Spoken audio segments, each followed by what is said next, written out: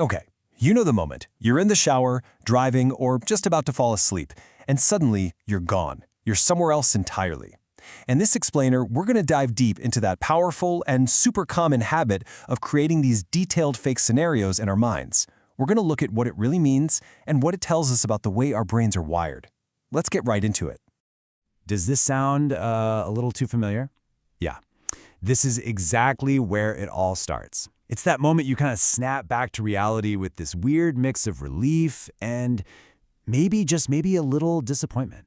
Because for a second there, that fake world felt more real than your actual life. Trust me, you are not alone in this. It's a basic part of being human. And let's be super clear about something. This is way, way more than just casual, idle daydreaming. What you're doing is actually constructing entire realities. I mean, detailed, emotional, incredibly immersive worlds, all inside your own head. So what is this world in your head really? What are these scenarios actually made of, and why on earth do they feel so compelling, so real? Well, if you pay attention, you'll probably notice these scenarios aren't random at all. They usually follow pretty specific themes, right? You might be replaying confrontations, finally telling someone off, or maybe you're imagining a huge success, creating perfect romantic moments, or even prepping for some kind of disaster. Every single one of these is your brain trying to solve a problem or, fulfill some kind of deep need. And this right here, this is probably the most important thing to get. If you do this, you are not broken. You are not weak for hiding from reality. Your brain is an unbelievably powerful machine, and it is firing on all cylinders, doing precisely what millions of years of evolution designed it to do: simulate, test, and prepare. Which brings us to the science behind it all. Why do our brains even have this feature built in? Well, a great way to think about it is like it's a flight simulator, an internal flight simulator that's constantly running tests. So what's actually going on in there when you drift off into one of these worlds? Let's peel back the layers and take a look at the neurological machinery that's at work here. It all starts with something called the default mode network. Now, this is the part of your brain that lights up when you're not focused on a specific task. And for people who create these really vivid scenarios, this network is often hyperactive. It's not just wandering aimlessly. No, it's a full-on construction crew building these elaborate mental stage sets. Psychologists have a name for this whole process. It's called counterfactual thinking. It sounds fancy, but all it means is that your brain is running these alternate realities. What could have been, what should have been. Not to torture you, but to actually learn something. It's trying to process the past to better prepare you for the future. And this brings us right back to that idea of a flight simulator for your mind. Your brain is creating this perfectly safe space to test out different responses, to build up your confidence, and to get ready for the unexpected, all without any real-world risk. It is pure, unadulterated mental rehearsal. But it isn't just about practice. There's a much deeper, more fundamental psychological need being met here. And it all boils down to one single, incredibly powerful human desire. Think about it. In your actual life, you can't control what other people say or do or how things are going to turn out. But in your mind, you have total, absolute control. You're the director, you're the writer, you're the lead actor. It is a world where you call every single shot.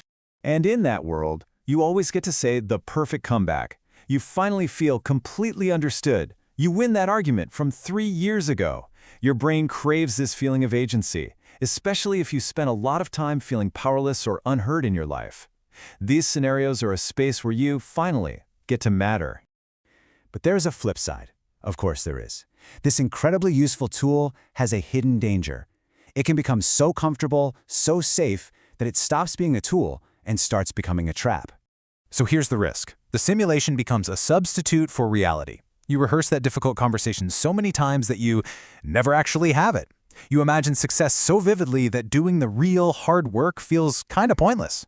The very tool that was designed to help you engage with life can start keeping you from it.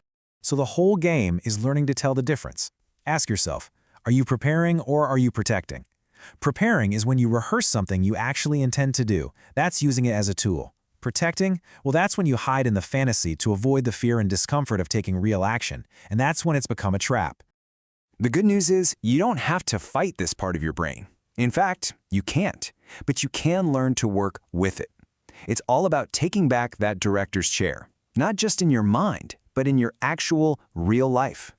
So how do you do that? How do you actually pull that off? Look, the goal isn't to stop these scenarios from happening. That's pretty much impossible. The goal is to change your relationship to them. It's about learning how to guide them instead of letting them guide you. Okay, here are 4 really practical steps. 1. Externalize it. Write the whole scenario down. This actually helps break that endless loop in your brain. 2. Ask the key question. Seriously, ask it out loud. Am I preparing or protecting? 3. Set a time limit. Give yourself, say, 10 minutes to go to that world, but when the timer goes off, you come back. And 4. Ground yourself. Use your senses. Feel your feet on the floor, listen to the sounds around you. This pulls you out of the simulation and right back into the here and now. To wrap all of this up, let's use one last metaphor. Just think of your mind as a powerful, constantly flowing river. And all these scenarios, they're the current. You can't just build a dam and stop the river of your thoughts. It's not going to happen. But you don't have to jump in and let the current carry you away either. You can learn to just sit on the bank, watch those scenarios flow by, acknowledge them for what they are, and then choose to stand up and walk your own path. Because at the end of the day, these simulations are just that. They're rehearsals, not replacements. They can be a great source of comfort and preparation, for sure, but they are not the destination. Your real life, the one that's messy and uncertain and totally unscripted, but real, well, that life is waiting for you. And maybe, just maybe, that's more than enough.